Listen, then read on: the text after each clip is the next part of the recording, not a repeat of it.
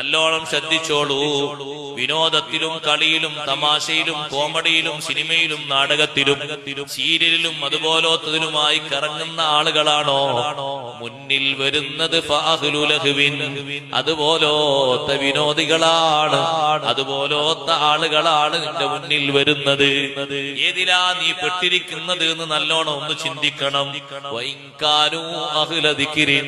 അതേ, മരിക്കുന്ന ആള്, മരിക്കാൻ കിടക്കുന്ന ആള് ദിക്റും സ്വലാത്തും മറ്റുമൊക്കെയായി നല്ല ബന്ധപ്പെട്ട് ജീവിക്കുന്ന ആളാണ്.